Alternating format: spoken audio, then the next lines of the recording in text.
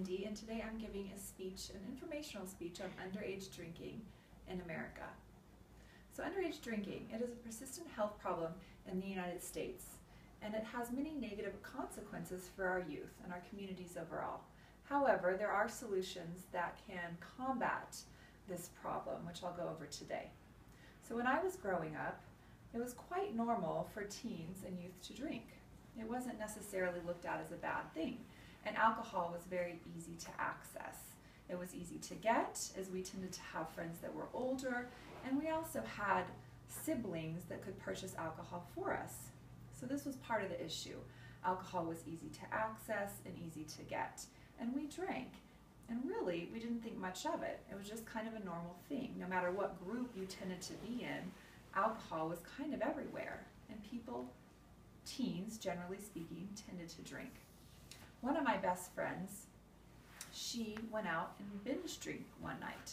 So she drank large amounts of alcohol and actually ended up blacking out, passing out, and woke up a few weeks later pregnant. So she not only had unwarranted, unplanned intercourse, this issue of underage drinking affected her life in many ways and changed the entire trajectory of her life. So it was very challenging for her kind of to move forward academically as she had initially planned.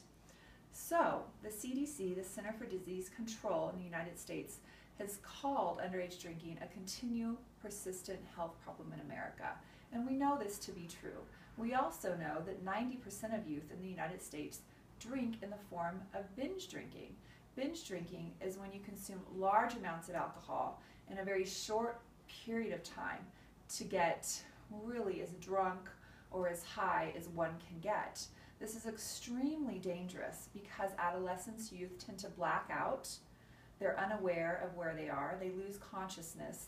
They lose judgment and focus, and they make very poor choices, like my friend. Secondly, this leads to death. So the CDC did report last year in 2014 over 4,800 deaths due to alcoholism with adolescents. And not only that, they reported over 189,000 emergency room visits with accidents and illnesses due to this same issue. So we really can prevent that. This is a really serious problem. And it also costs the nation over $53 billion annually. That's a ton of money that we really could do without. Evidence has also shown that if you start drinking before the age of 17, you have 5 times more likely chance of becoming an alcoholic in an adult, having dependence issues, having tolerance issues. And we know that alcoholism as an adult is just a terrible, terrible disease that has many negative effects throughout life. So we really want to combat that problem and start treating it as a youth. However, we do know there's other negative effects. There's also assault happens, accidents happens, drinking and driving happens. Really poor academic progress happens in school for our adolescents. They get off the course of where they want to be and end up somewhere totally different down the road. So we really want to combat this from the young age and treat it effectively. Fortunately, there are actions that we can take in our communities and in our government to help prevent this, to help decrease these negative effects. So the IOM, that's the Institute of Medicine, along with the NIH, which is the National Health Institute, have come together with the Surgeon General to really call for action and to make statements, policy statements, regarding helping out our communities to decrease this problem. One of the ways to do this is through law and policy changes. We know back in the 80s that the legal drinking age was 19. The federal government coerced our states into passing the legal drinking age to 21. So it went from the age of 19 to 21. Evidence has shown that that has decreased some adolescent drinking across the United States. So that was a really good thing. Although, even though the drinking age is 21, we still hear reports of adolescents saying that it's very easy to access alcohol.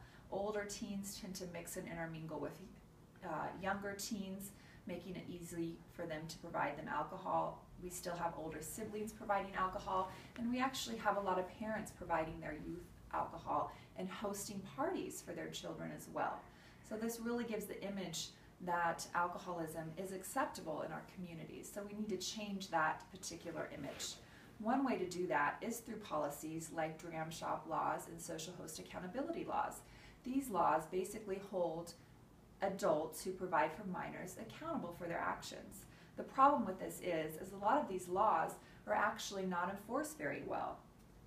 Our local law officers aren't necessarily educated on these particular laws, nor do they seek out individuals and actively enforce and implement these laws, which leaves this continued problem of underage drinking.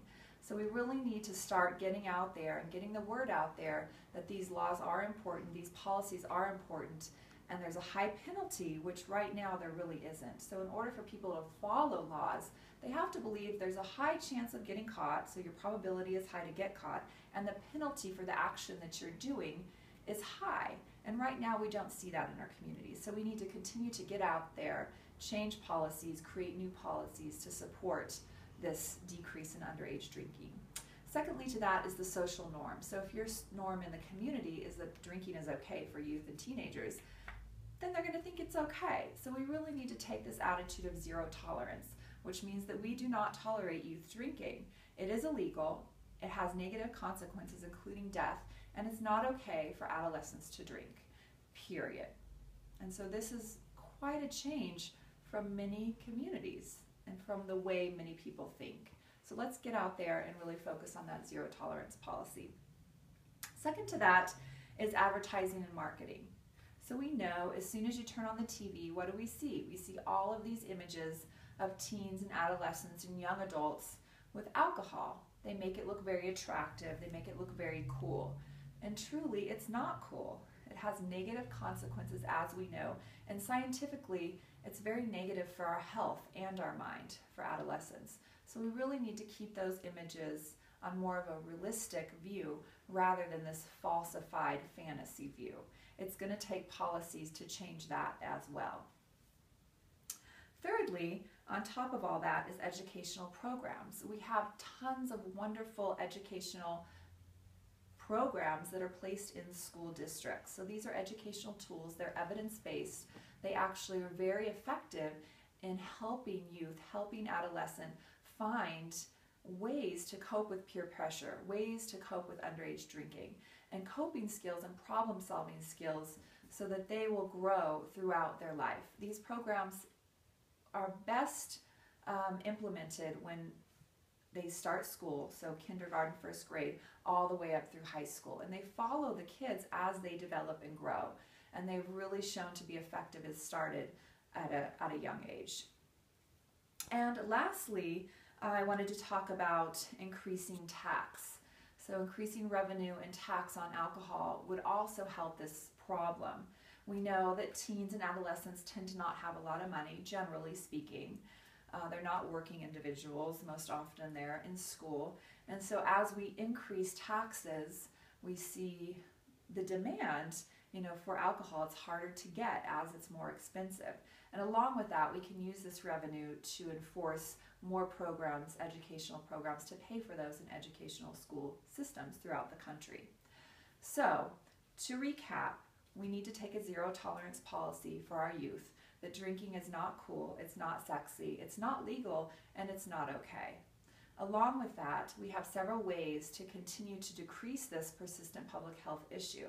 So let's get out there, get in our communities, and remember, it's not illegal and it's not cool. Thank you.